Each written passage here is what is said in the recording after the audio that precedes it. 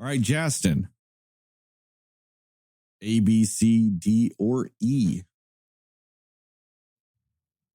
Let's go with D. D's random trivia. Okay. I was not prepared for that at all.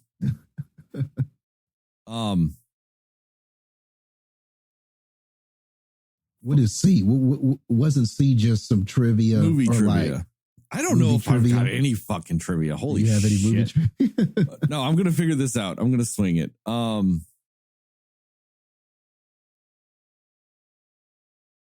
fuck. I don't know if I've got shit. I feel like I do. I feel like it's on the tip of my tongue. Like there's something I can bullshit my way through. And it's stuck there. Man, shit. I know there's something though.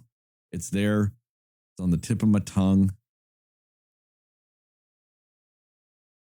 And I'm just going to stare at anybody watching us on YouTube right now while I try to think of it and say some words.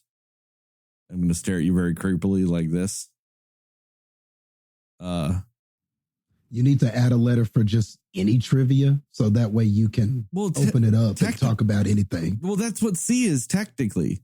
Wait, C is movie trivia and D is random trivia. So D is kind of the end all be all or like randomness, anything. And I don't know why I just got stuck. Like I could go sports. I don't know if I necessarily want to go sports though and just kind of like bore Heather. It's okay. I learn when you talk about sports, so. Why is everything failing me at the moment? Oh, God, I feel fucking terrible. This is our second full fucking video thing on YouTube, and I've got nothing. I am literally just fucking rambling for this intro at this point. I mean, I guess I've got some trivia about the trivia I do have is about the movie we're going to talk about today. So I'm like, do I want to like blow it here or do I want to like save it for later? Oh man. Do you guys have anything like any random trivia then? Do you guys have anything? I'm trying to think. Random trivia. I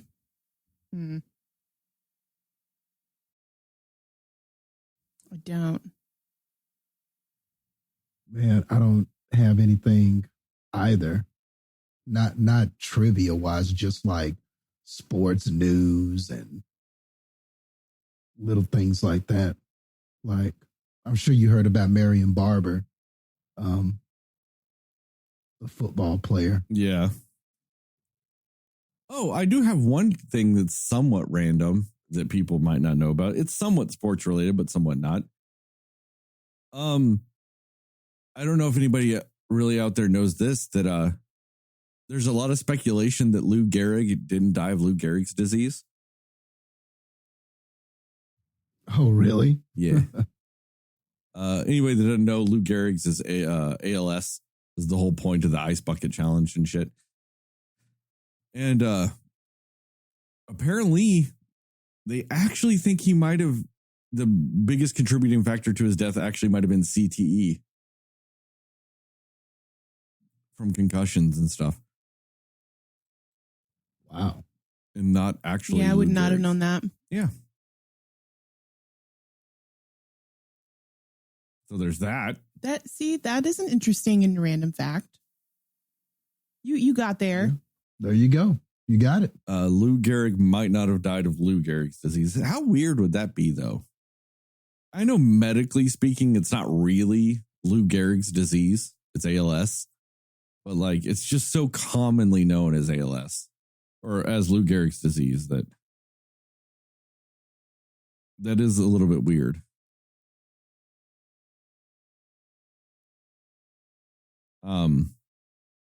I guess another little trivia fact, since I was so fucking quick. Apparently Millie Bobby Brown on a tour talking about the new season of Stranger Things was bewildered to find out that technically her character in the show is only 14. Oh, really? Yeah. She thought she was older at this point. Like she thought she was like 16 on the show. Nope, 14. I think I would have probably thought that too. Just because of how much time's passed since they started that show, you feel like it's more years in between the storylines. Yeah, it's only like 3 years in show timeline that's passed. Yeah. But yeah, she was mind boggled by that. And then she was also then like kind of freaked out because was it in season 3? Spoilers for season 3, kinda, not really. But you know, like her and Mike make out in season 3. And she's like, yeah. Oh no, we were just babies because we would have only been 13 then in the show. Just making out on the show. You know what? Good for her for realizing that that's kind of weird. True. Yeah. True. Yeah. True. But yeah, she was weirded out about that.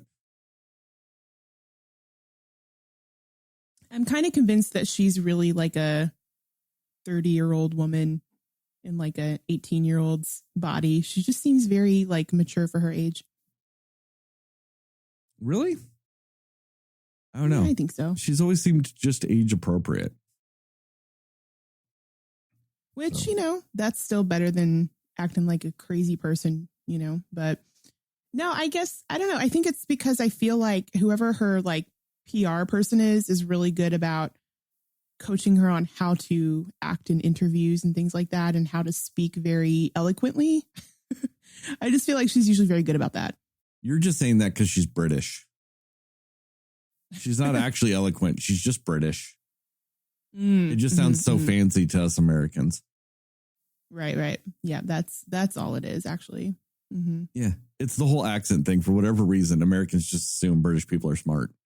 If they like speak with like an atypical just British accent, we're just like, oh my God, they're so smart.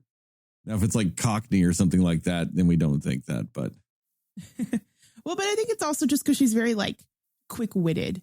Like she can come up with like something to say and like a, you know, like joking back and like her back and forth with whoever she's with interviewing wise. She's usually just good with that kind of thing. British or not. That's fair.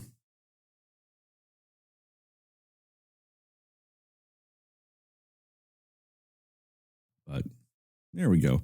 There's a little bit of trivia. We got a little bit out. A little bit of everything. God, I don't know why I spaced so hard on that. I really need to be more prepared because we're putting this out on more platforms now. I need to have all this stuff backed up. I can't wing it like I did with song titles. Like with songs, I could have just said, you know, what song makes you feel like you're going to pass out in a jet or something. I can wing that. Can't wing trivia. I actually have to know my shit then. Ugh. You guys put me on the spot. How dare you? How dare you embarrass me like this? I'm not embarrassed. I don't give a fuck.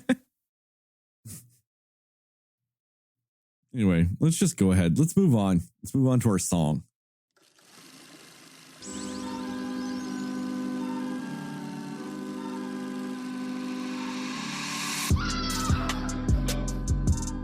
Somebody will listen to me. Nobody knows anything but you. All right. Are you ready? Yep. Come on. Cinema Slayers.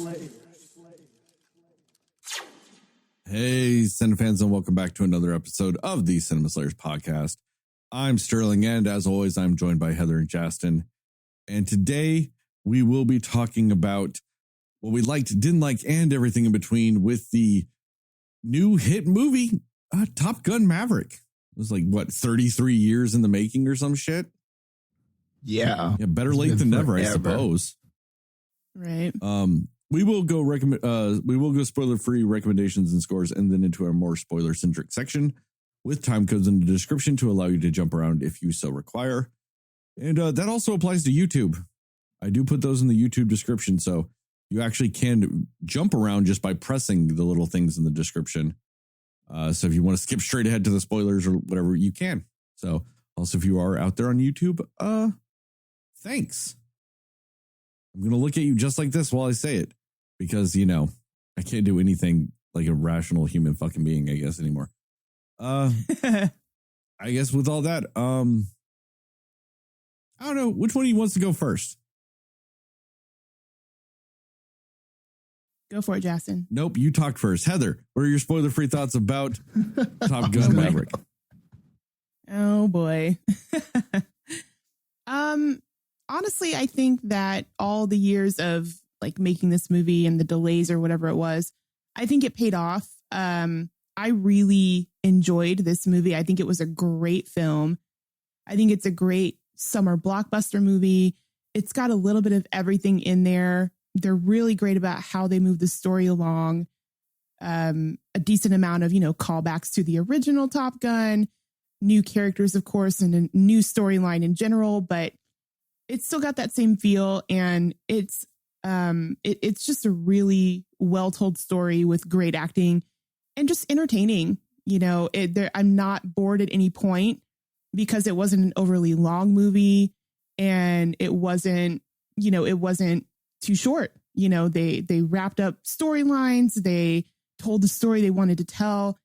And I was on board for the whole thing. I think it was really, really great. So yeah, that's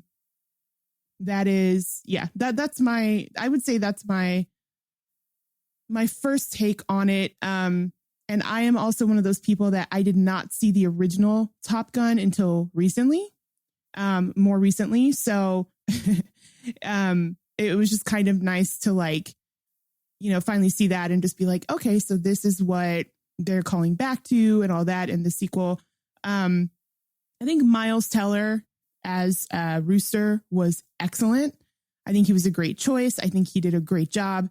Tom Cruise being Tom Cruise, basically, So I think that he did a great job, as the returning character. And honestly, I feel like the way that they develop him from the first movie to now, it feels very real to how he would probably be, like his character Maverick would be they progressed him well as far as his character story, and he would just act that way. I think he was like, yeah, this is the same person 30 years later. It was very believable that he was just that same person, that same character.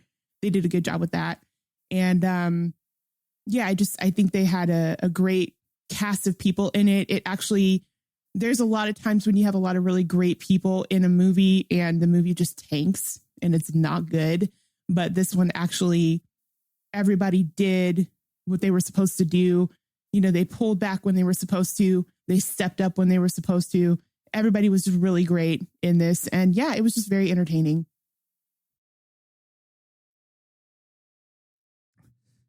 Jastin, what about you? Oh my God, I turned into an old man. I started choking. Oh my God. Oh, that was the worst time ever. About the movie, I guess. That was the worst thing. I knew it was going to happen. I'm like, but I have to speak. So I thought maybe I could just force it to sound normal. Nope. Didn't at all. You completely surprised yourself. You were like, what is this sound I'm making? I sounded like a man on his deathbed. Dear God. Okay. Well, glad you're okay there. Yeah, when it comes to this movie, I think especially because we're 30 plus something years removed from the original Top Gun, I highly recommend that if you are going to watch this, definitely watch the original before you watch this. I mean, I can't speak for everybody, but I definitely needed the refresher. I had some of the events where, you could remember certain scenes and things like that in your head, but I'm very happy that I went back, that I just made the decision to go back and watch it. And I actually watched it just before I went to the theater and watched Top Gun Maverick.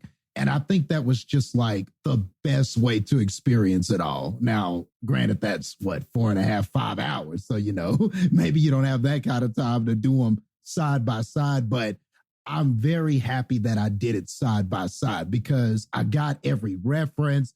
There were a lot of callbacks, some of them subtle, that I was like, okay, I see what you did there. So going back and seeing the first movie really helped this.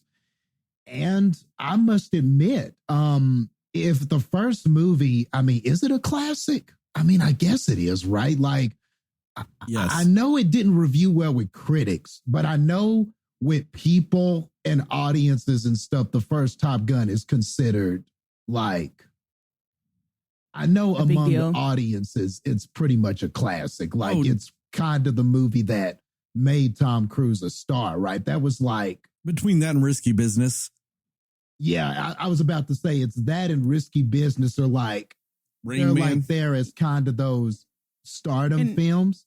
Yeah, and I think Oh, that go ahead, actually, no, I just think actually that Top Gun, I'm pretty sure was the top movie of 1986, if I remember right.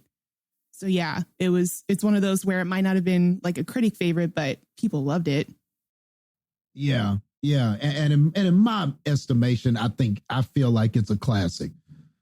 Well, ladies and gentlemen, I think this is better. This is a better movie, like top to bottom, up and down, the emotional roller coaster that it has, what they did with this Maverick character, how meaningful it makes the first film. Honestly, like this is probably like I walked out and I just had a thought and I was like, is this one of the best sequels ever? And it might be. Like, I'm talking Godfather 2, like Winter Soldier. Like, I think it's on that level as far as like a film that improves in almost every way on the original film. Now, you know, but like with Godfather 1 and 2, that's like really close. Like, it's kind of like, I think Godfather 2 is better, but you know, that's very close. This is like Top Gun Maverick is like, I think it's 2 times better than the first Top Gun, honestly. It vastly it's like you said, it improves everything. Everything about it is an improvement. And like you were saying, critically, Top Gun might not have done well, but it is a classic because you can't talk about the 80s movies and not bring up Top Gun. You know what I mean? Yeah, it is. I agree with that. It's almost a definitive 80s movie. And to take it and a movie that at least has fan and audience connection and improve everything, because even some of the things they steal from the first movie, like Danger Zone at the beginning and some of the little guitar riff transitional things, they're just automatically better because now they're in 7.1 surround sound, Dolby Atmos, you know, fucking sound quality. They're improved just because of our technology. So even the things that are ripped from the 80s are better. Yeah, that's a good point. And even in that opening, and this isn't really a spoiler, it's pretty much the opening of the first Top Gun, but the scenes that they show, like, and some of the things that they did with some of the jets being prepared to take off, and like, there's this cut that they do with the wiring and showing like these guys prepare like the wiring that catches these planes and all of this kind of stuff. And it was doing these cool little jump cuts and stuff during that Danger Zone music. And I was just like, damn, man. And I was like, this is going to be a good movie. But honestly, even before that, like before the movie even starts, Tom Cruise is on the screen and he's telling you that this is that, you know, we did this for the fans. Like, I'm glad that you're here. I hope that you enjoyed this movie. We used real jets and we tried to use these practical effects. And I really hope that you enjoyed this movie because, you know, we made this movie for you.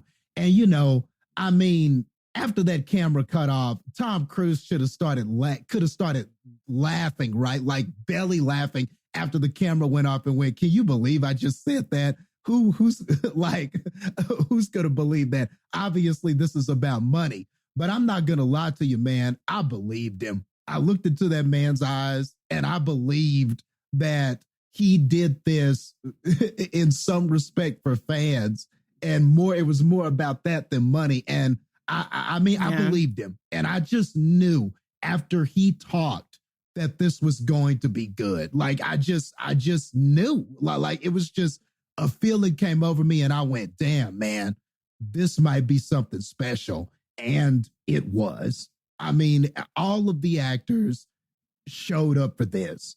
Tom Cruise comes back, but because the script is so well crafted, his character Maverick is more meaningful in this. What he's asked to do in this movie, kind of the task at hand, adds more layers to this character. Rooster, what you're talking about, how Rooster, how that whole story plays out and his relationship to Maverick in this movie and the back and forth with them and everything like that. It all just comes together very nicely at the end. And one of the things that made the first Top Gun such a great movie was the dogfighting, right? Was these planes, these military jet planes flying in the air, doing all this crazy stuff and all the dogfighting and the tension with that.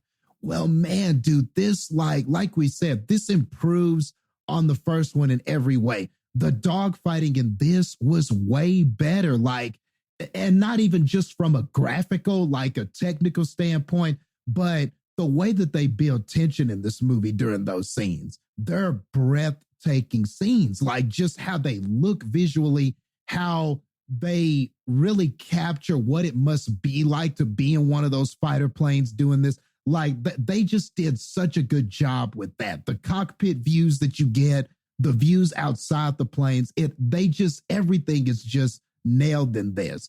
And at the end, even if you saw certain things in the ending coming, even if you kind of knew how this was going to go or predicted how it was going to go, it's executed so well. I just don't know how you walk out of this movie and not be satisfied.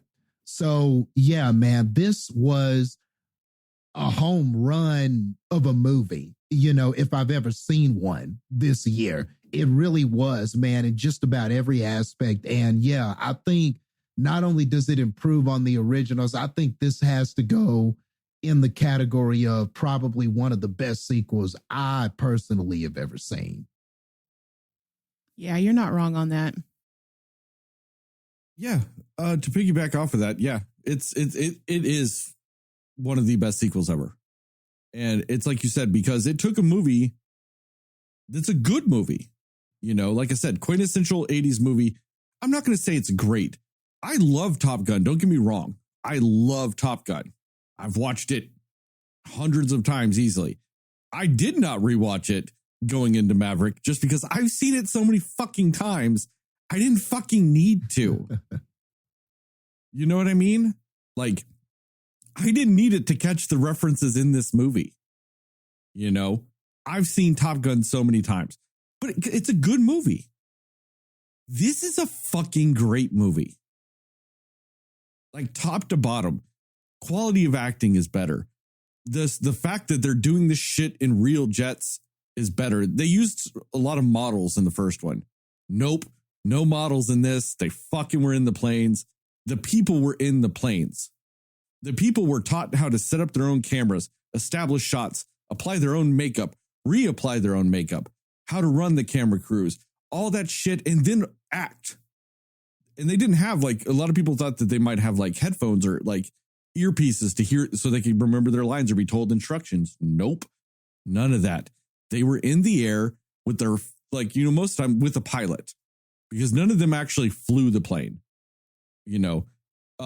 So if they were shown being in the front seat, an actual pilot was in the back seat. If they were in the back seat, an actual pilot was in the front seat, but they were in the jets. So, wow. When Tom Cruise is sitting there going, these are real G's, like that they're experiencing, all that stuff. Yeah, that's happening.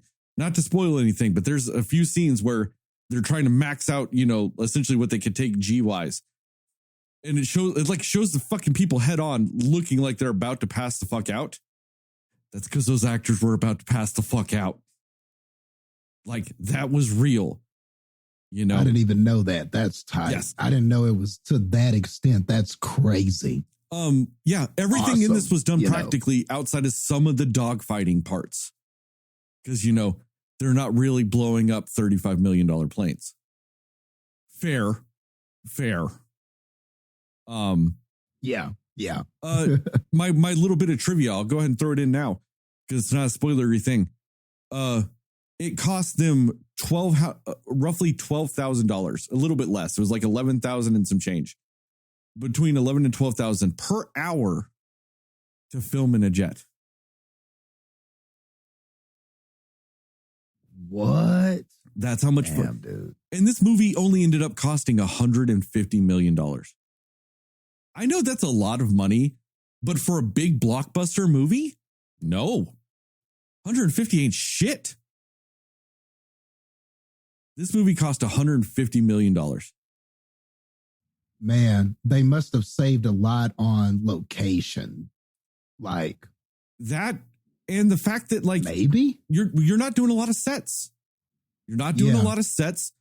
You're not doing fight choreography. You're not doing car scenes. Your fucking Costumes. movie. Yeah, your fucking movie is using naval uniforms, people's regular ass clothes, and in jets. You know what I mean? So you're spending $1,200 or $12,000 an hour roughly in a jet. Yes, but that's what 90% of your movie is jets. You know, so. But yeah, like, and so if they fucked up a shot, because they would like if they fucked up a shot, it'd be about an hour later before they would know it got fucked up. Because then they would have to they'd have to land the plane, go through download the footage, watch the footage, and go, nope, you fucked up. We got to do it again. Wow. Apparently Miles Teller fucked up one of the scenes and actually accidentally re-recorded over part of a scene they already shot. So they had to redo that whole segment again, you know. But like, that's how dedicated they were to doing it, is they were fucking filming it, you know. I got to see a making of this. I have to see a making of this. If they had taken an extra hour and said, if you stay after, there'll be an hour making of it, I would have stayed. Like, the movie is that good. Like, I would have stayed. And I go back to what you were saying, though, Jastin. Tom Cruise at the beginning, I know Tom Cruise is a good actor, but you could weirdly tell he wasn't acting. You could tell that was just genuine passion on his part. Yeah. To be so fucking stoked about making this movie. And then you watch the movie and you go, oh yeah, I get why you were stoked making this movie. It's a fucking fantastic movie. You know? Yeah. And and it was him. He's the one that was like, no, we're doing this in real jets. He was trying. He's got a license to fly a jet. He can fly a jet. He actually owns an F5. He owns technically a jet. He tried so hard for them to let him fly one of these fucking things. He tried so hard. So much so that he was like, can we just buy one of them so I can be the one flying it? You know, but. Man, if Tom Cruise can't get you to do it, then nobody can. Exactly. But you could tell, though, he just was so you watch every bit of this movie. Everybody in this movie, but it goes back to Tom Cruise, because this movie doesn't happen with Tom Cruise. It's, everything like that. This is a fucking passion project if I've ever seen one. And I mean that from just the sheer passion to want to do it right. And then having the passion to then do it right. Yeah. Yeah. Even writing the characters the right way. Yeah. I mean, it's sad. Spoilers for the first Top Gun. If you haven't seen it by now, I don't know, fucking do something with your life. Watch Top Gun. It's sad when Goose dies. But there is a death in this movie that fucking wrecked me. It was 15, 20 times more impactful than Goose dying to me. It fucking I get that. Hit me. And it's because of the way they developed the characters better in this movie. It's developed better, even though you only get some snapshots of that relationship. You get some snapshots, and it's just better. You know? I mean, just everything about this movie just hits so much better than the first movie. And I mean that no disrespect to the first Top Gun. Even the beach scene with just shirtless men doing sports on a beach is better in this movie. And I didn't think that there was a shirtless man beach scene that could be better than the first Top Gun. I thought we hit peak shirtless beach athletics in Top Gun. I never thought it would be beat. Better. Yeah. Better And in this they movie. even gave that scene a purpose. That scene has a purpose. There's a reason why they're out there.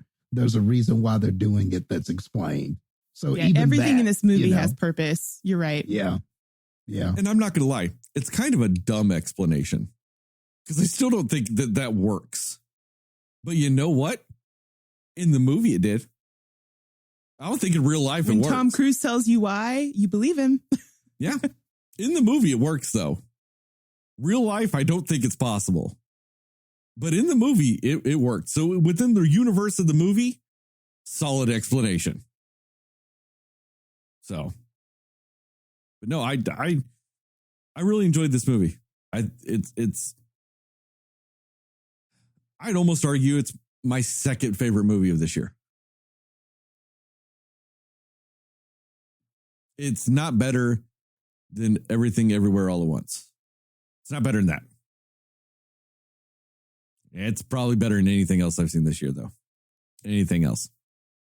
It's close. It's close. But no, it's not better than that movie. I think it's in the league of Everything Everywhere All at Once in regards to just being a damn good movie.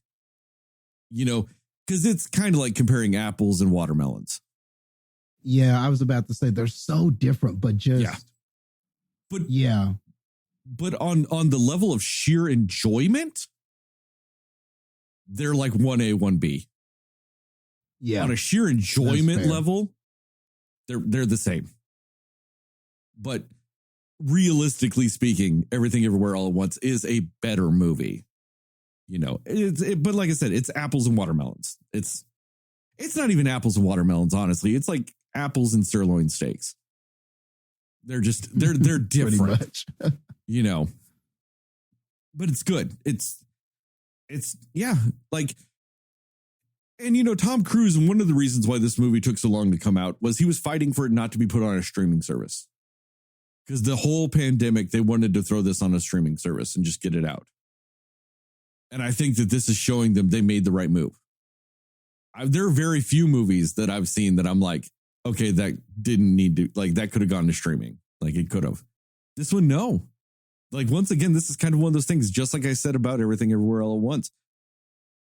This is kind of one of those movies that this is the reason why you go to movies. Like, this is why you go to the theater, to see this shit. You know? Like, to have the fucking planes fucking surround sound around you and shake your seat and fucking, you know, the fucking huge ass screen and, you know, to see the spectacle that's going on. Yeah, this is why we go to movie theaters. This is one of those movies. And like, it almost makes me feel like a curmudgeon-y old man because I'm like, and they did it with like very little special effects. Like, this is like practical movie magic. You know, like, don't get me wrong. I'm fine with special effects. I don't think they ruined movies like so many people, but if you want to have that argument with me that like you can do some really awesome shit in a fucking blockbuster movie, you know, that's got fucking, you know, like action set pieces. If you want to tell me you can do that without special effects and you want to use this movie as an argument that you don't always need special effects to do it, I'm going to have to concede a little bit because it succeeds with just the most minimal of special effects. So, you know, what can you do at that point?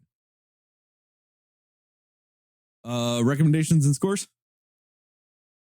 Yep. Yeah. Recommendations and score.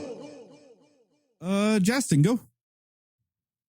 Yeah, it's going to be a recommend. It's great. And if you're a fan of Top Gun and you haven't seen it already, which the movie's doing so well at the box office, I'm sure you have. But if you haven't seen it, it's worth your time. It makes the first movie better because of how it tells the story, how it develops the characters, and how it brings meaning to the first movie in order to get to the emotional places it gets in this movie. So, yeah, it's a great movie. I'm definitely gonna recommend it. And we're gonna go with, man, I should have thought more about the number I was gonna give it. I mean, I didn't have a single problem with this. Where could I minus it? I don't know where to minus it, but I don't like giving perfect scores. We'll just go with we'll just go with we'll go with 96. This is going to be out of left field, but we'll go with 96. Man, even the Mission Impossible movie preview looked damn awesome, Dude. before this movie even came on. Out of 100, Tom Cruise is a damn beast. Was that not Out of 100 again. Was that not the perfect fucking trailer to be right before this fucking movie? Dude, Yeah. Oh, took my breath away. I was like, Nice. I see what you did there. why are these movies how is these movies still good? How does he do it? Anyway, dude, yeah. Mission Impossible is one of the single best franchises out there. And the second agree one with that. sucks. Universally, the second one sucks. Yes, And bad. I'm not a fan of the third one. I understand a lot of people are. I'm not a fan of the third one. It's better than 2. I'll What? give it that. But it's still, to me, one of the best franchises out there. Because the first I one, agree. the fourth one, the fifth one, the sixth one, like everything else is just so good that I can ignore the second and third one and be fine. Because they are just so damn good. Dude, the first one still holds up. First one still holds up. I need to go back and revisit that. Oh, I It will. works. When this comes out, I'm going to have to watch them all again. It's not So, the best one. I still think Ghost Protocol is the best. I know we're getting a little I out think there. so too. Yeah, I that think was so great. too. I really Oof. loved that one. Yeah, but it's such. Yeah, Tom Cruise. Like, I love you, man. I love you, Heather. Fallout is the one with Henry Cavill, though, right? Mission Impossible Fallout. See, I get confused on the names. He was in. Yes, he was Fallout. I The think you're most right, yeah. recent one, right? Yeah. Okay. Where's that Rogue? Because that's not Rogue Nation. That's not Rogue Nation. I get them confused. Like, honestly, it's the naming part I get confused. But Heather, what are your recommendation scores for this movie? Yeah, I definitely recommend it. Honestly, like, and I'm not saying don't watch the original Top Gun if you haven't, but I'm just saying, like, you don't have to see the first one to know what's happening here. Just kind of like what Jastin said, it makes the first one better if you know what's going on, for this second one. It just kind of, they really complement each other is what I mean by that. But it's an excellent movie. It's just that really, it's rewatchable. It's really well acted, very well paced, and knowing all the background of it. And you're right, it is totally a passion project, you could tell.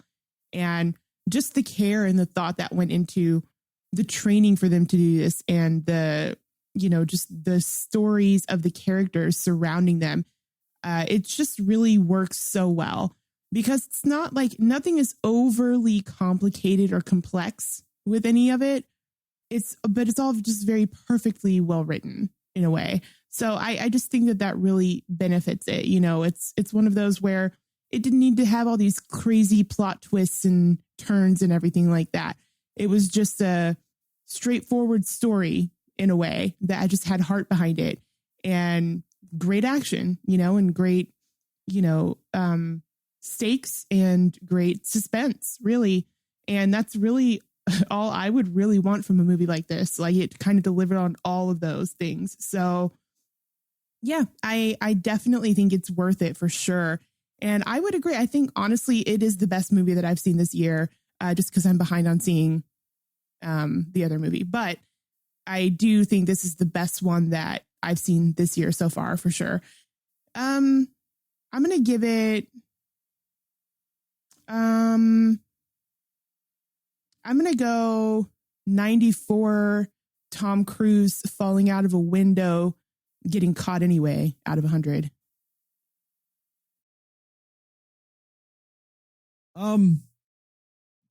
Yeah, I easily recommend this movie. Like I said, it's right up there with the best of the year so far for me. And it's just because it's just incredibly solid, top to bottom. I do think that there are some like minor flaws in it, but this movie weirdly takes some of these flaws and then just succeeds with them.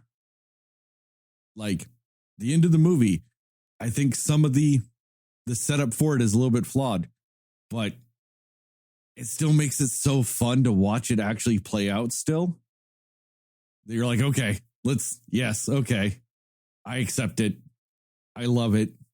You know, because it gets a little tropey with some things. But then it uses those tropes so well that you're just like, okay, like, yes, this is what I signed up for.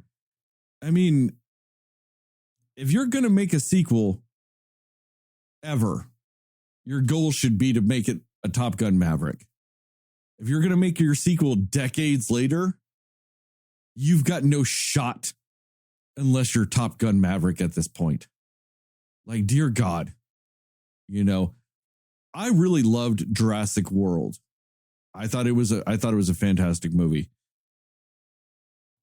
And I think it makes up for a lot of the ways that the saga of Jurassic Park could kind of sway. And now that saga hasn't completely held up a little bit, but I thought it was great, especially how many years it was after the original and all kinds of stuff. I think it took a hit because of this movie. Because that kind of used to be my gold standard of making a sequel so many years later. And we're talking about stuff outside of Star Wars and all that stuff. Like those things are a little different with how they operate in those franchises because we were getting other content from them. If they weren't even a sequel, you were getting your Star Wars Rebels and Clone Wars and comic books. You were still getting Star Wars shit. You know what I mean? We weren't getting Top Gun shit outside of maybe a video game where they were like Dogfighters Top Gun edition or some shit. You know what I mean? Like, even then I doubt it was movie related. It was probably based on the same school. You know what I mean? Like, but you weren't getting Top Gun content for the last 33 years and they decided to make a sequel. You know, this should be movie goals at this point. Like, if you're not doing a big franchise and you're just doing a sequel, yeah, you better be getting hit. Like, you have to be trying to hit Top Gun Maverick levels. You won't hit it. You won't. But that's your goal. Is this movie? I'm going to give it 98. 98 Admiral's Daughters out of 100. Spoilers? Yep. Yeah. Spoilers. I think that was one of my favorite touches in this movie. The fact that the first movie, they talk about the flyby of an admiral's house, or technically an admiral's daughter. And Goose is like, oh, Penny Benjamin? And he's like, yeah, all that shit. Never actually see her. And then in this movie, bam, we get Penny. We get the flyby girl herself. It's a nice way to set it up. It really is. You know, because it's just one of those nice little nods to the first movie. You know, just a super nice little nod to the first movie. You know, like we were talking about, the opening sequence of this is ripped pretty much from the first movie, but it's done with a modern aircraft carrier, modern jets, you know, but they use the song, they use the, you know, everything else is the same. And fuck, does it work better though? Like, one of the things that I think surprised me the most about this movie were the little guitar riff scene transitional songs. That still fucking worked. I don't know why. There's something about 80s solo guitar and jets that just really works together. I don't know. Yeah, I didn't know work. that was a thing. I thought it was just a Top Gun thing. Nope, it works anytime, apparently. It still works in 2022. And I was really, I really just enjoyed that. Like, but I mean, my biggest thing that I want to talk about with this, because I know you guys will also talk about a lot of the other stuff, but I insanely fucking dug the Maverick Iceman relationship in this movie. Yeah. Yeah. It was good stuff. Because I did not know if we were actually going to get Val Kilmer in the movie. I knew that they were going to have pictures of him, and I knew that there was probably going to be something between them, but I didn't know if we were actually going to get Val in the movie. Because if anybody doesn't know, Val's having a tough time right now. A lot of the stuff that they wrote into his character of Iceman, that's kind of really what's fucking happening with Val Kilmer. Oh, okay. Val Kilmer can't speak right now. It's a very hard time speaking. Yeah. Okay. I did not know that. There's a documentary out there called, I want to say it's like I Am Val or something like that. Go watch it. It's because it shows a lot of this shit. Because it's like basically was made off of like home videos that he's kind of recorded his whole career up till now. Yeah. No, Val's not doing well. Like that whole scarf thing. Yeah. He wears that in real life because of all the shit he's had to do to his neck. Yeah. Wow. Yeah. Okay. So that's why I did not, and for a while, they could not get Val. That was actually a reshoot. Because Val, like, I guess was well enough to shoot the scene and he wanted to do it. So we got that scene because of a reshoot. And that's part of the like cool thing that this movie got delayed because it kind of made that scene possible. But yeah, him dying, dude. Oh man. And I knew it was going to be him because they showed the funeral in the trailer. You know, and I knew because also in the trailer, you see this, they're like, the only reason why you're here is because of, you know, Admiral Iceman. I can't remember his character's last name, but they're like, Admiral Iceman wants you here, you know? And so whenever it showed that funeral scene, I knew that was Iceman that died. Just because I knew in real life, Val couldn't, you know, was in such bad shape that's how they were probably going to play it. Yeah. But they do such a good job setting up their relationship just via text messages. Like, you could tell that there was an evolution over 33 years of their friendship. But, you know, instead of being able to show you that, because they can't show you 33 years of them building a friendship, they just dive right into what their friendship currently is. And they do such a good job of doing that you feel it. You're able to mentally put in 33 years of building a friendship just based on text messages. And if you had any doubts whatsoever, then you get to see it. Then they do the scene with him in Iceman. And that seals any doubts you could have ever had that they were building a friendship over 33 years. Sealed it. And yeah, like the way he was with the family and things like that too. Yeah. Oh, yeah. And just the way they would talk to each other and stuff like that. Like that embrace they had and stuff like that. They're so fucking good. And it instantly gives so much meaning back to the first movie. You know, their rivalry and everything like that. You know, it adds to so many dynamics from that movie. And it also shows the journey that both those characters went on over 33 years. They might have been fucking rivals that gained respect at least by the end of the first movie. Now, no, they're fucking like brothers at this point, you know, and it adds so much to that, you know. And I do think they also do a good job of using the Rooster character in this movie to really put a better emphasis on the Goose Maverick relationship. they enhanced the Goose Maverick relationship by the relationship he has with Rooster, because they do such a good job of showing that he had developed a relationship with Rooster over time. And, I really like the way they played it, because the trailers almost make it seem like, oh, he just thinks Maverick's the guy that killed his dad, and therefore that's why he hates Maverick. And that's not really what it was at all. They had a relationship. It's just whenever he wanted to go into the Naval Academy, Maverick blocked it, because the mom wanted him to. But then there was such a great thing with Maverick. He's like, it's okay if he hates me. I didn't want him to hate his mom also.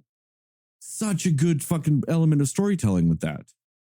Because I would have thought I would have hated this movie if their relationship was, you're the guy that got my dad killed, but I became a pilot anyway, and now I'm just as good as you. I would have fucking hated that story. Yeah, and that's so typical of like movies of lesser quality. Like if in a worse written movie, that would have been the reason, because it's easy. That's just very easy to do.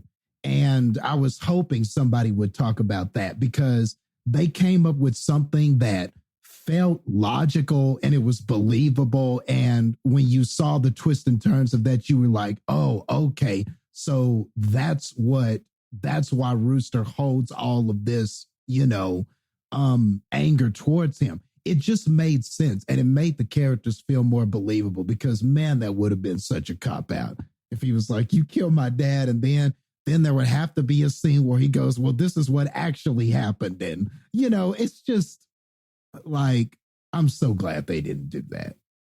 Because they almost make it seem in the trailer like that is going to be what it is for sure. But yeah, I'm glad they didn't either.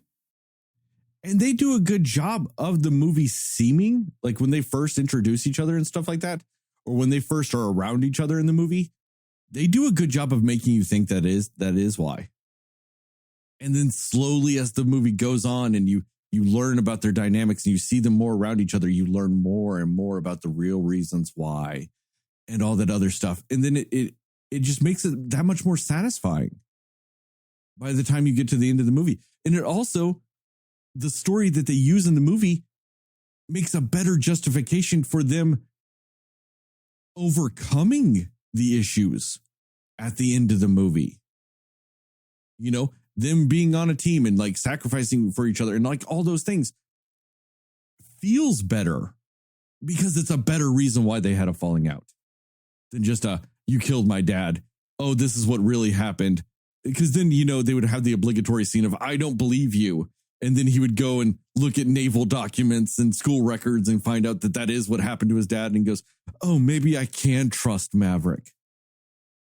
Yeah. God, that would have been so fucking dumb. I know. God. Just the littlest difference that this made, though, to not do that. It's crazy. Exactly. But just by having the smarts to not go that route and to have an easier thing to overcome. Him just thinking he sabotaged him. Like it's a big deal, but it's a lot easier to overcome than your father's death. Because.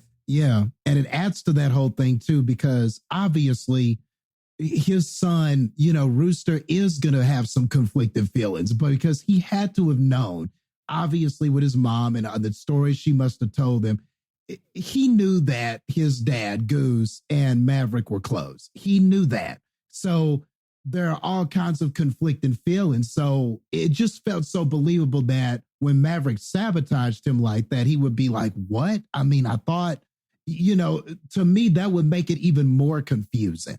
Like, not that he's blaming Maverick for his dad's death, but more like, I thought you and my dad were cool. So why would you do this to me? I'm his son. To me, it helps, now that former relationship can kind of help the history of this, because you understand Rooster's confusing feelings, but then you understand what Maverick is doing also. And it all ties back to Goose just so very well. Well, and I mean, the movie doesn't outright say it, but it implies heavily that after Rooster's mom died also, it almost implies that Maverick is the one that took care of him. You know, like I said, it didn't outright say it, but loosely, it heavily implies that, like, you know, he was with Maverick for like a few years before he went off to the Naval Academy or something. You know what I mean? And then that's when they had the falling out. So like, I liked that aspect that they actually had a good relationship. And then they had that story. And I like the fact that, like, the logic Maverick had about not telling him the truth seems like such a Maverick thing to do, of like, I'll sacrifice my personal relationship with somebody so that somebody else's relationship isn't destroyed in the process. Yeah. You know what I mean? That, you know, as much as it hurts him, he's always willing to be the one that's sacrificed, you know, because of, you know, of how he is and stuff like that. And I thought that those were just such great dynamics and great elements of storytelling, you know, and it's so intertwined with such fucking amazing action set pieces with these jets. Because even the training is fucking fantastic. Like, technically, most of this movie is the equivalent of a training montage in a way. Most of this movie is training. And it's done so fucking great. You know, like, I mean, part of my problems with, like, little problems with this movie, like I said, would Maverick be able to just so constantly break the rules? No, he wouldn't. You know, whenever he goes and essentially steals the jet to go do the run that, you know, nobody even believes is possible for them to do it, you know, to like make the turns and hit the targets and do all those things. Because even the Admiral John Hamm doesn't believe it's possible. So he's not even trying to get him to do it. That's why he's like, nope, we're relaxing the time and all this stuff. Because he's like, somebody's just going to die. Who cares? Would he have actually been able to take off in that jet? No. In no way in fucking hell would they have actually allowed him to get in a jet, let alone take it off. Because the Admiral would have said no, and nobody's going to disobey an Admiral's orders to allow him to prove a point. Not going to fucking happen. Right. Yeah, there would have been so many clearances that would have had to have been executed to get that jet in the air for that. Yeah, that's true. It's dumb. It would have never happened. But I'll be damned if that wasn't a fantastic fucking scene, though. Right. Even, like, you have the jet part of it that's fucking amazing. But even just everybody sitting in that classroom just listening and kind of like watching the little display version of it. Oh, fucking fantastic. Yeah. And didn't that whole mission, the task of, you know, having to bob and weave in this low terrain and then going and then, you know, turning over the plane and going up this mountain and down into this part, like, that almost felt very Mission Impossible. Like, it wouldn't surprise me if the way that was kind of like the briefing of it, this is what has to be done, this is the goal, stuff like that. Like, I almost feel like did like, I wonder if Tom Cruise had a hand in like creating that or like the execution of it, how it was explained.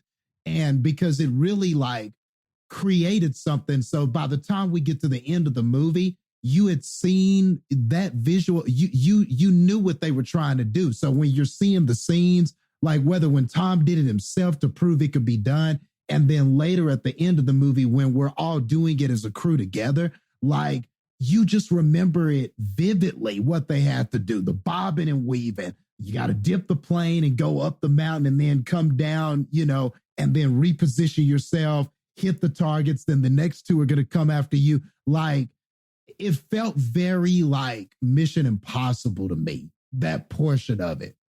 So I don't know. It was just something that felt kind of in the spirit of that too. Oh, to me, it was the Death Star run.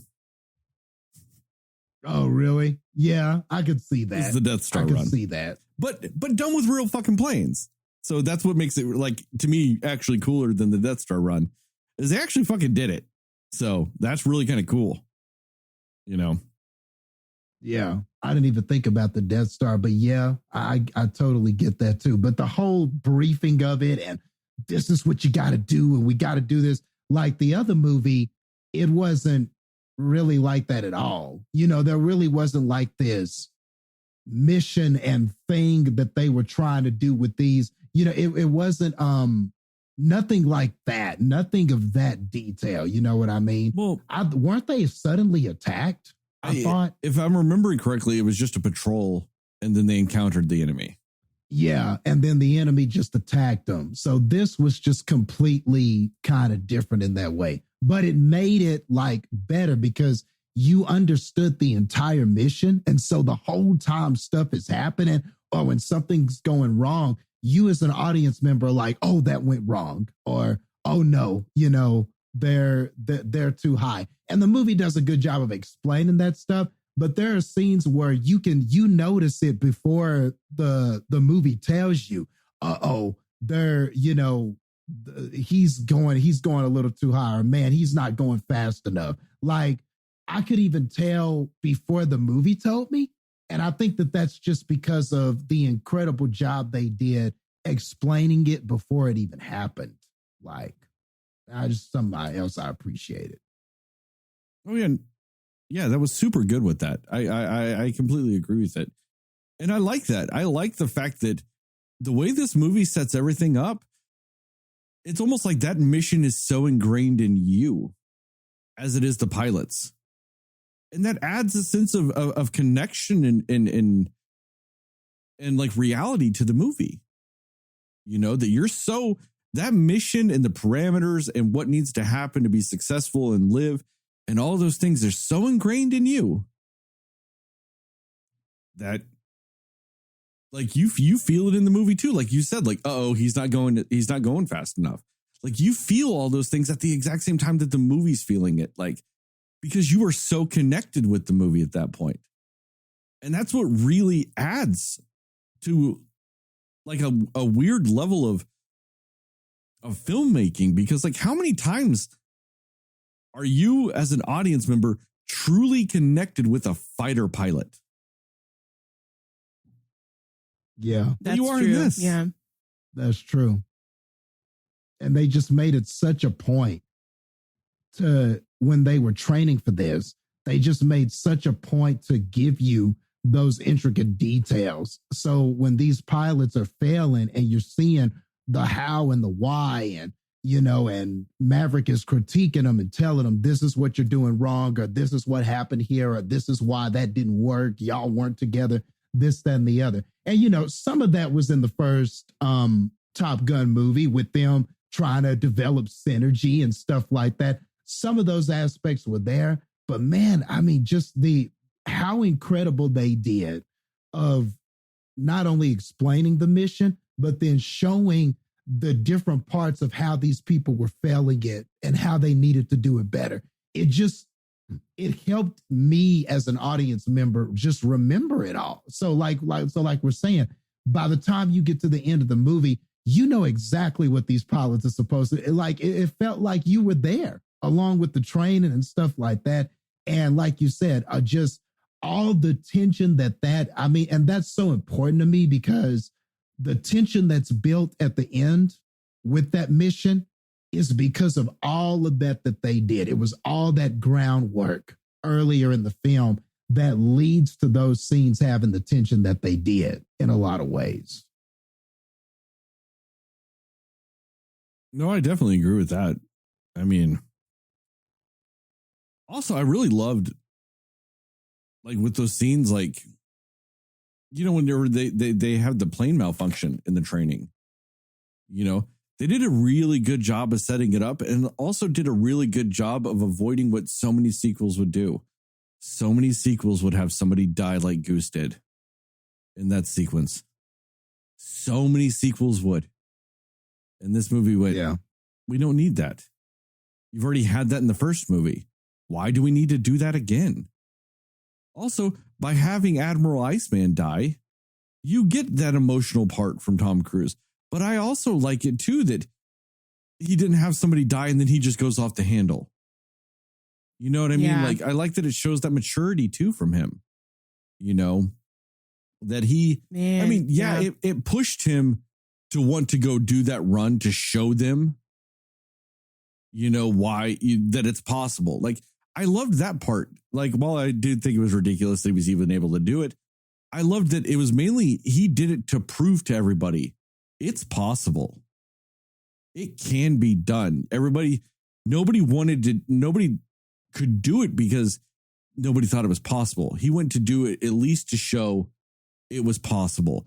And I liked that they had that little scene with Iceman where he's like, hey, you need to do this to show the Navy why we still need pilots, why you still need people, because only people can do some of these things. And I love that they used that as the scene instead of you need to go do this just to show everybody you're the best still. I like that it really had nothing to do with that as much as it had to do just go show people why this is a thing still. And I thought that was a really great way of showing it in the movie. Heather, what about you? What are some thoughts? Because we haven't heard much from you in this part. What are some thoughts from you? Yeah, I mean, and the more you talk about it, the more I'm like, man, this sequel really like understood the assignment. Like it really just did the best that it could do. Like there's no possible way to have made or wanted any more from this sequel than what we got, you know? I think the moment for me that I knew I was going to really like this movie was actually when, in that opening scene, when he's trying to get up to like the 10G, you know, and the guy that he's talking to is like, listen, are you sure you want to do this? Because you know what's going to happen if you do. And then he just said back to him, like, I know what will happen to you guys if I don't. And like, when I heard that, I was like, this is just about to be a really great movie. Like, I don't know what it was about that line of dialogue in that moment that I was like, yeah, we're in for something really good here, you know? So even just from the very beginning, this movie was just delivering everything that I would want. You know, they did not waste a single moment of screen time that they give you. They have very effective dialogue and reasons for things. And even though it is one of those callback movies, of course, to the first one, they use it effectively. They don't do it where it's just kind of like, you know, Sterling, you would probably, you know, compare it with like a Ghostbusters where they did way too much of it and it just meant nothing. This movie actually did it, but it meant something, and it was effective in how they did these callbacks because it actually related to something that was going to be happening in the movie, you know. And I just think that was very clever and very smart on their part. And I just really, the attention to detail that they put, even in the storytelling, even in the character development, everything they do with this is just so on point, you know. And I do agree about the relationship between Rooster and Maverick, because I honestly had a completely different expectation for what that relationship was going to be throughout this movie. And it changed everything about what I thought it was going to be. And I think I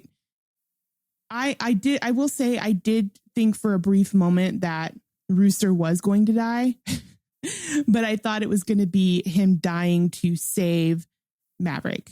You know, I thought it was going to be one of those situations, but I'm very happy that neither of them did die, because I was so afraid that somebody was about to die. Like that was like in action, you know, one of the pilots or the people being trained. So, but like you said, Sterling, like they didn't need that.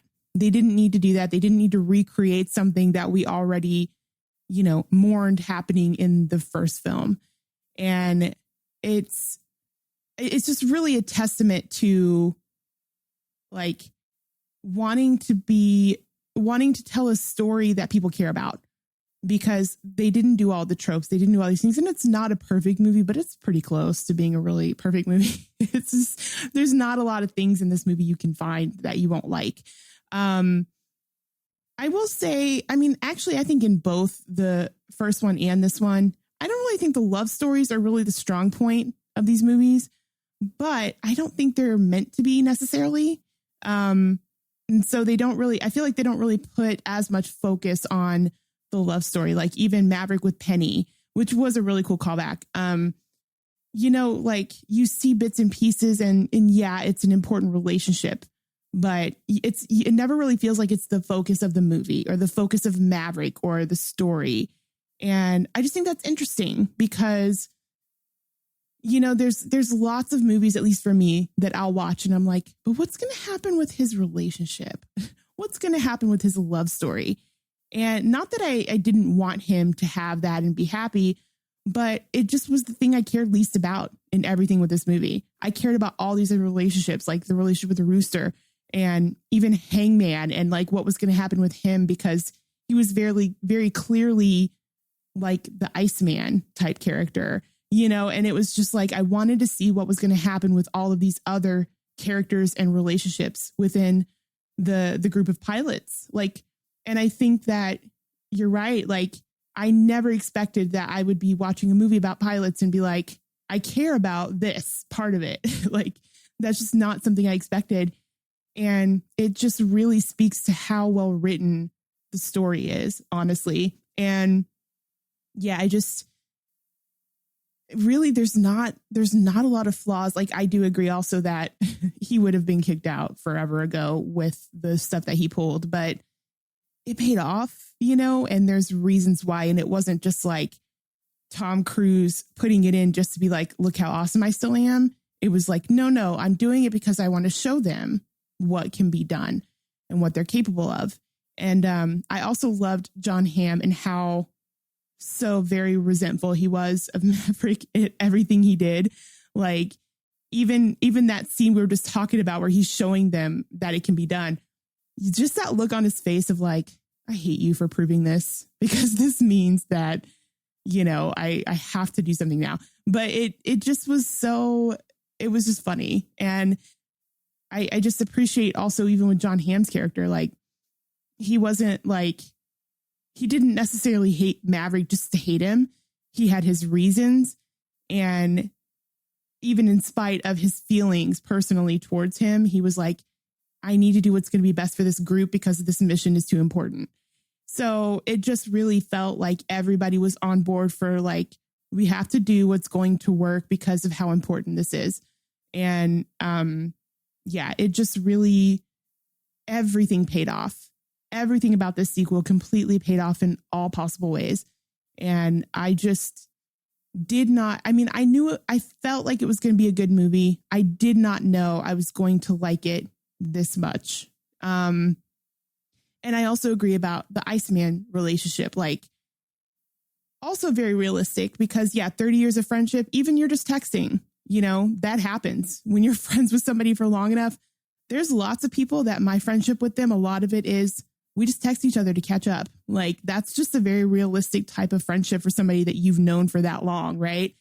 In this day and age. So I love how they did that. And just the almost still like that mentor, like he's still teaching him kind of relationship that it felt like they had. And I love Maverick's, just how much you can tell in the way he speaks of him and the way he speaks to him, how much respect he has for him. And that was really, really well received. And I think especially considering how that played out and what happened with Iceman in this movie, that paid off really well. And you understand the impact that his death had on Maverick. So yeah, and I also knew that Hangman at the end was going to come in and rescue them. When they went rogue and things went crazy, I knew that Hangman was going to do that because he was sitting in those wings, or like he was sitting there just like, can I go? Can I go? And they weren't letting him. And I was like, he's going to go and he's going to save them. I know that's what's going to happen. So it was a bit predictable in some ways. Yes. But you still want to see how awesome it is when they get to those points. So I have no issues with the predictability of this movie because the way that they did it was well done. So, yeah. Yeah. I mean, for me, one of the things at the end with this movie, that was one of the things that kind of annoyed me a little bit until it played out, was the whole, like, they get shot down And then they're like, how are we going to get out of here? Oh, let's go get in the F-14. The one that, the plane that should never do any of this stuff or whatever and all this other stuff. I was like, oh, that's a dumb trope because he's like, it's not the pilot or it's not the plane, it's the pilot. The thing they've been saying the entire movie. It was like that part of it was kind of an annoying setup for me. But then the scene plays out and it's fantastic. Like, I loved that scene with the F-14 and he's fucking doing all this shit. And then he's all out of ammo and all this other stuff. And then, yeah, like you said, Hangman's going to come save him. That's going to happen. But it felt very satisfying. You want to see it. Yeah, it felt very satisfying when it happened. So I'll give it that. It was at least you knew it was going to happen, but you felt satisfied when it did. And, to go back to what you were saying, though, Heather, with this and Ghostbusters, this movie, I felt to me, whenever it went, hey, do you remember the first movie? It was kind of its weird way of saying, like, hey, you remember the first movie? We're about to do this better than it. Whereas, like, Ghostbusters went, remember the first movie? We're going to do the same damn thing. Yeah. Yeah. And so that's I think that's why I appreciated this more. Because they just went, hey, remember the first movie? Watch this, motherfucker. And they would just they outdo the improved first on movie. It for sure. Yeah. And, sorry, were you? No, I was just going to say, and I think that's why this is better. That's all I was going to say. Yeah. I mean, I agree with all that. And like, just kind of, to talk a little bit about kind of the third act and the ending sequence and stuff like that. Yeah. Hangman coming in at the end, definitely you could see that coming. But like you were saying, the way that all played out and how they played with the twists and turns of that, because while you were thinking, Heather, that Rooster might be the one to sacrifice himself and die, I thought it was the other way. I was thinking Maverick was going to wind up dead here. I thought if anybody was going to wind up dead, it was going to be him. I was like, it's going to be one or the other, but I felt like somebody was going to sacrifice himself for somebody else. I went through both scenarios, but yeah, go ahead. Yeah. And there were just things that they did in the movie. Like he's talking to someone and he's like, if I don't come back, before he got in the cockpit, he was talking to someone and he was like, if I don't see you again, Maverick's like, if I don't see you again, there were just things. And I was like, the fitting thing to do would just be for him to sacrifice himself so that these guys complete this mission and he's a hero. Yay. We don't have to do any more Top Gun movies. To me, that would be the typical thing to do. Like that's, to me, that would be the most typical thing they could do. But that's why this is such a great sequel, because that's what a lesser sequel would do. And they didn't do that, but they teased you with it though. He sacrifices himself so that Rooster can survive. And then you think, okay, is that the moment? But no, it's not. He's still alive. Then Rooster sacrifices himself and now Maverick is alive. So now they're both down here alive. And it's like, okay, how are we going to get out of this situation? Then, they get into the old fighter plane and there's this whole dogfight. But even that was like excellent how he thought he defeated the guy, but he didn't. And then the enemy fighter pilot actually was a good pilot. Like he was doing some cool stuff too, like slowing down his plane and using the flares to disrupt missiles and stuff. And Tom is like, I've got one missile left. And then that didn't, and then we thought we defeated the plane, but then that didn't work. And then it was just like, I loved all the back and forth. It was like watching a great wrestling match. There were so many like false finishes. You wouldn't get these references, Heather, but like there were so many but the wrestling fans know what I'm talking about. When you're watching that good match and it's like, there are so many false finishes and I thought that was going to be it, but the guy kicked out here and there and there. They really did that in this movie. Like there were so many like near parts where you thought maybe this is what they would do and they didn't. And then you thought it would go this way and it didn't. And so by the time Hangman does come and do the predictable thing, the journey to get there was so good. You were just like, okay, cool. You were kind of like, okay, Hangman, okay, everybody's going to live here.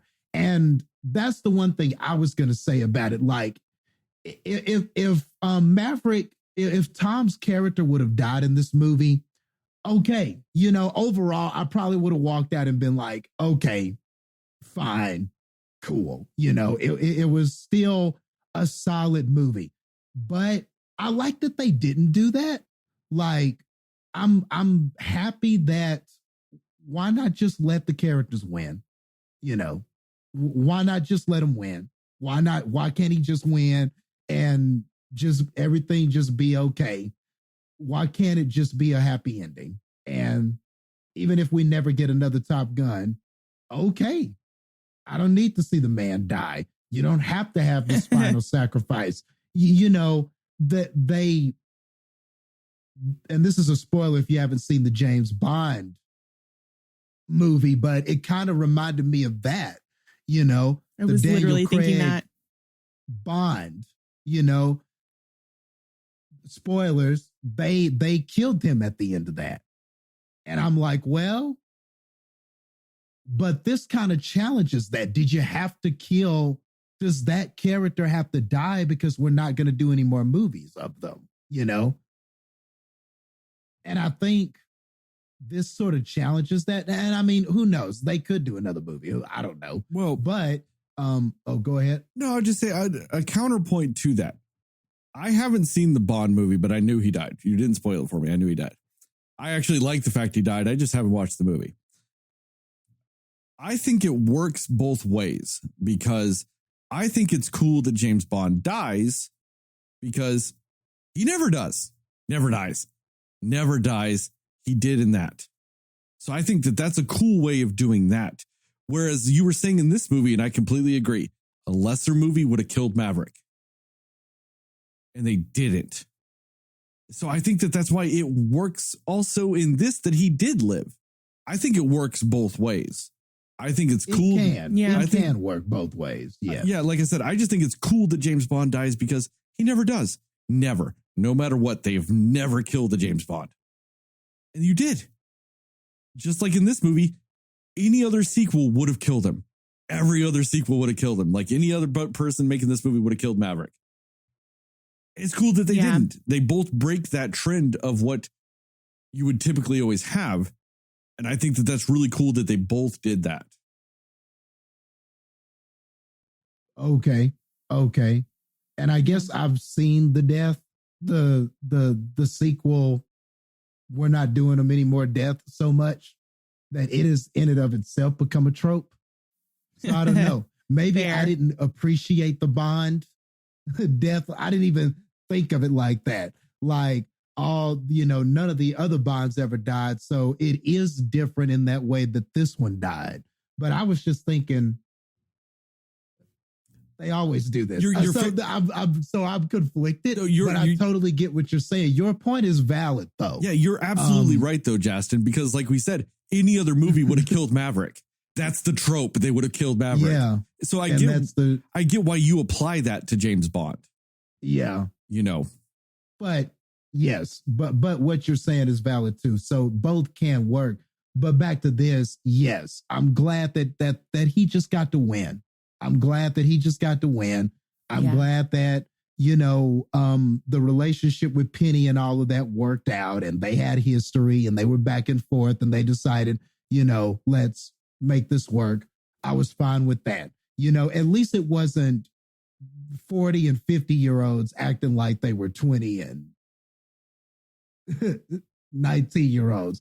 And even though they sort of had a scene like that, sneak out the window, it was done in a way that was more mature. You know what I mean? And it was still like funny. He goes out the window.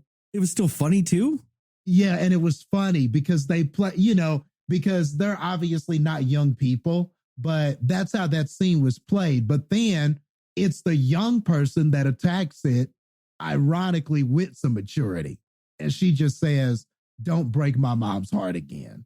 She didn't need to be surprised or do some, oh, I'm a kid and I'm surprised at this because Yeah. I'm so innocent. I like how the daughter was just like, don't fuck this up again, man. Just don't. Please don't. I know what y'all are doing. Don't screw this up. You know, if you're going to, you know, try to like my mom, stay with my mom. Just, you know, man up, Maverick. Don't do the same thing again. You know what I mean? So I liked that scene. You know, I liked it. I liked the way that it was executed. Again, everything's about execution with this film. I do want to touch also on something we haven't touched on yet with this movie until just a second ago. This movie had some really good funny moments too. Like, it's not a comedy, but it had some really solid funny moments. Like, I loved that scene when John Hamm is just reaming him out. Like, you can't go below the flight deck without my permission, all this other shit, blah, blah, blah, blah, blah, blah. Just fucking reaming him out. And then right afterwards, he's like, he just standing there taking it. And then he's just like, you can't do it without my permission. Puts it on his desk. What's this? Request to lower the hard deck. Yeah. I just, I don't know why that was funny, but the way that scene plays out, it was fucking solid. Like, I laughed out loud at that scene because just the way it plays out, solidly funny, like solid situational humor in this, you know, the scene with like we were talking about, where they're like, oh no, we got surprised by the daughter. Let me sneak out like we're teenagers and all this other shit.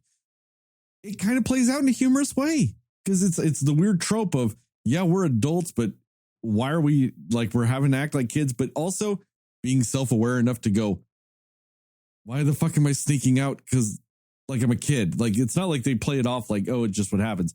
No, they are very much aware that we're adults and I shouldn't have to do this. So I like that they're self-aware of that.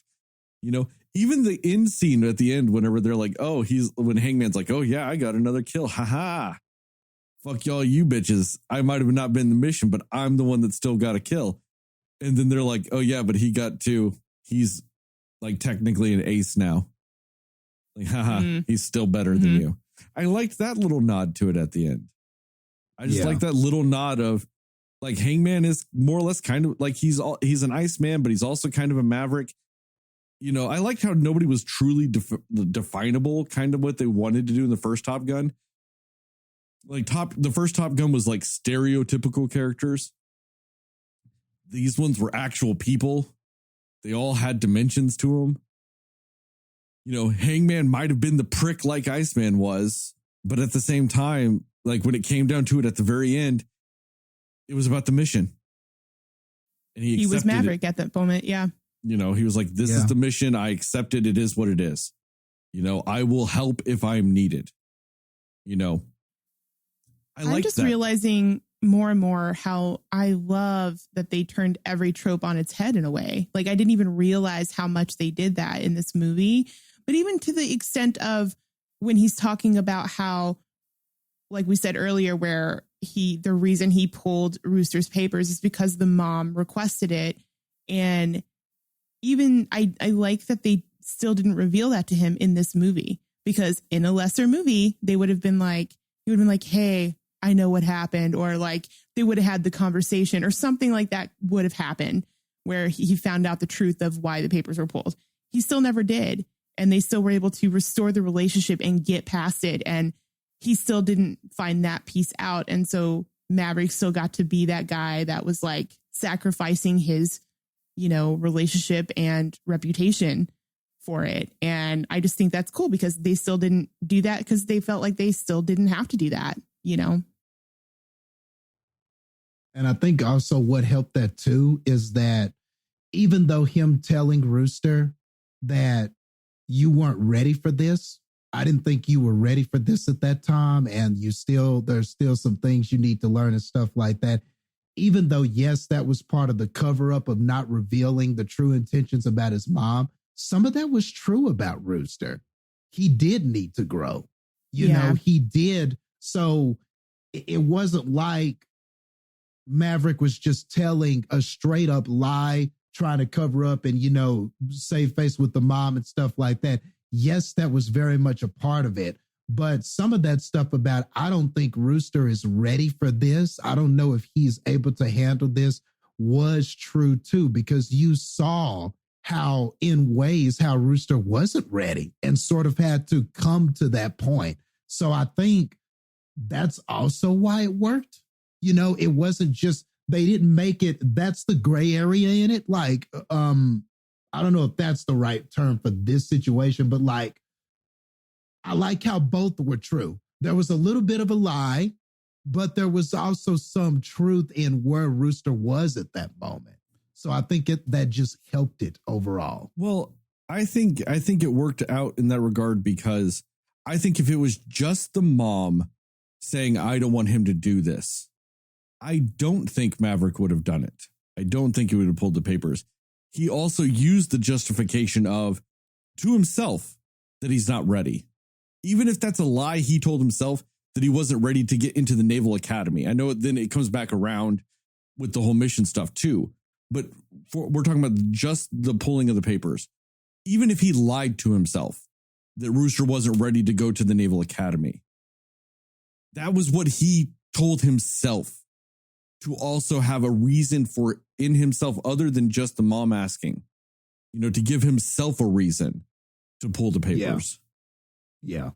You know, and I liked it whenever they're having the fight and all this other stuff, that whenever he's able to tell him, like, he doesn't have to tell that his mom wanted it, because he had that reason in his own mind of, you weren't ready then, just like you're not ready now.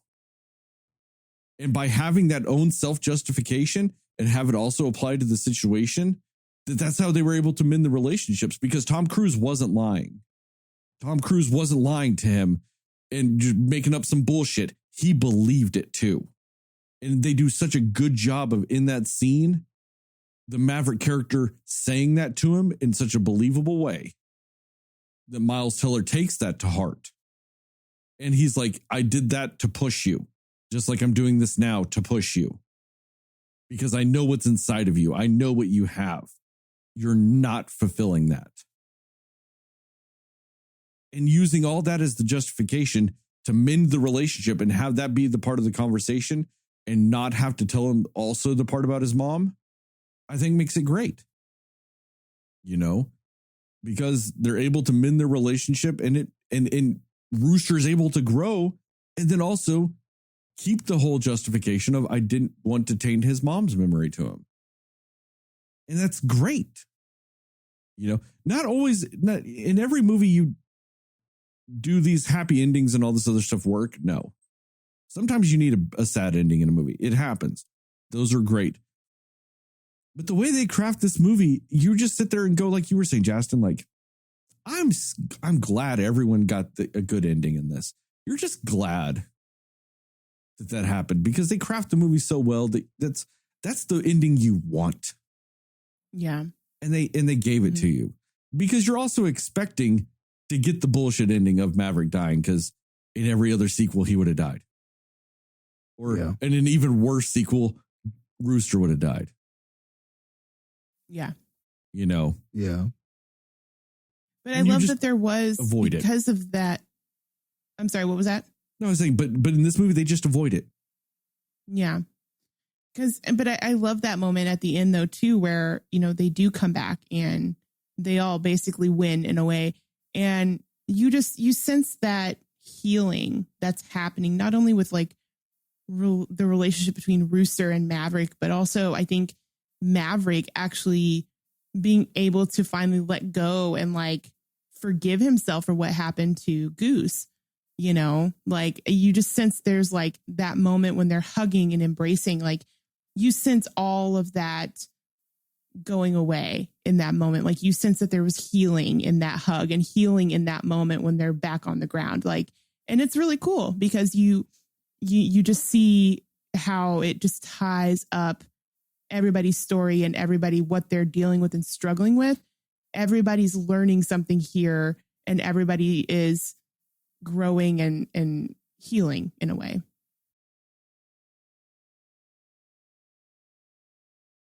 No, you're right with that. And that's something that a lot of movies wouldn't do, you know? Because a lot of people think that just the whole happy ending moments and having moments of healing and catharsis and all kinds of stuff, like that's a family movie thing. That's a kid's movie. That's what family movies do. That's what rom-coms do. Like that's what those do. Like, no, you can do it in other movies. Yeah. And it be satisfying and be essentially the right way to end a movie. I mean, just the fact that this movie was so smart on so many levels. I don't know. I think my favorite thing about this movie is it tiptoed the line so many times. And, if Maverick had died, I probably would have given this movie like an 80. It would have still been a very good movie. Still been like an very 80. good, but yeah. But like it's just so much better in the end when Maverick lives. It really is. Like, yeah.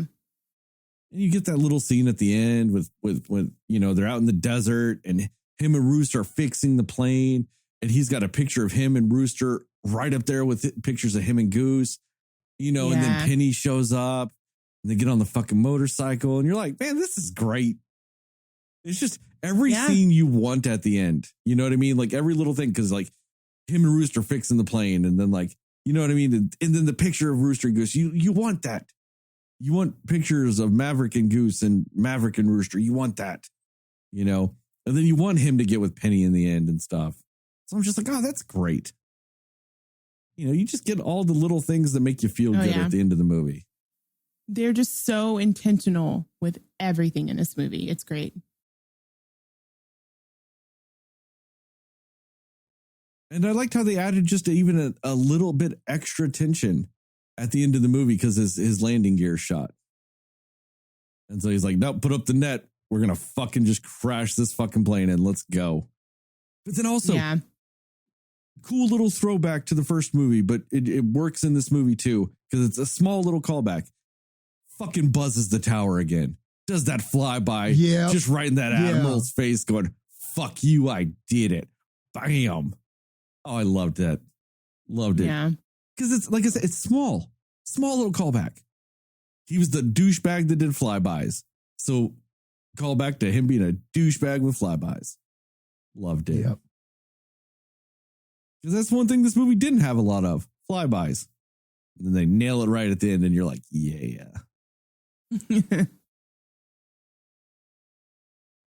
No, super solid. Loved it. You guys got any more thoughts about this movie? About this here Top Gun Maverick? Not me. No, can't wait to see it again. I'm going to have to go for at least the theater.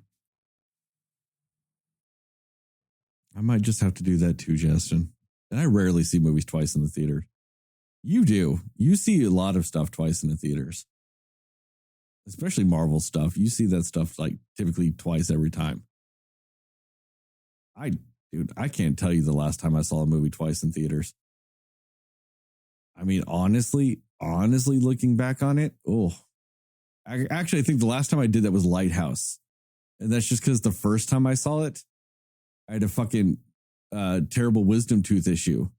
And I was in so much fucking pain the entire first time I watched The Lighthouse. I didn't fucking remember a damn thing. Like I could not pay attention. And that's something you can't do with the movie Lighthouse, is not be able to focus on it.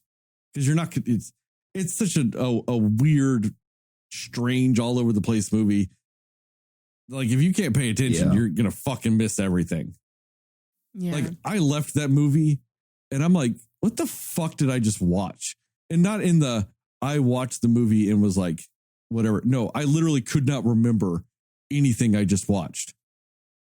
Like in my head, all I knew was black and white, Robert Pattinson, Willem Dafoe, Lighthouse. That's all I remembered of the movie when I walked out because I was in so much fucking pain. So, I literally went to the dentist 2 days later to have like emergency fucking dental work done, pulling my wisdom teeth and shit. Pulled my wisdom teeth and I went back like I think 2 weeks later, went and watched the movie again because I was like, okay, let me actually watch the movie now because I don't fucking remember it. But yeah, that'd be the last time I guess I watched a movie twice in theaters. So, but I may just do that with this. If I'm going to do it, it might as well be this. That's all I'm saying. So, yeah, nothing else. We're ending this. Is what you're saying? Yeah. Mm-hmm. Good. All right. So thank you guys for listening to this episode of the Cinema Slayers podcast. Check us out on the internet, www.cinemaslayers.com, or Facebook, we're Cinema Slayers podcast, Twitter and Instagram, we're cinema_slayers, TikTok, we're Cinema Slayers pod, YouTube, search Cinema Slayers, find us there. Or if you're already watching us there, drop a like, subscribe, hit the bell. Isn't that what everybody says at the end of YouTube videos? Subscribe, like, hit the bell, do all that stuff too. Shout out to Plug Migo and Mundo Ochoa for our theme song and logos respectively. Tell your family, tell your friends, tell your friends' family, tell your family's friends, and most of all, tell those dear sweet mothers, because you know why? Your mothers probably all liked Top Gun. They're all going to love this movie too. And they're going to love a scene on a beach. We didn't even talk about that. They played football, offense, and defense at the same time. That's not a thing. That's not actually a thing. You can't actually play offense and defense at the same time. That doesn't work. But they did it in this movie. And it was great. Everybody was all shirtless and looking fantastic out in the sun. Great. And mothers will definitely like that too. So, tell them. Give a 5-star rating and review. We'd really appreciate it. Really help us out. I don't know. I feel like there's more I should say, but I don't remember. So, as I in the TikToks and as I was in this podcast, just remember, according to Jastin, Moon Knight, the last episode we did, Moon Knight is the best picture winner.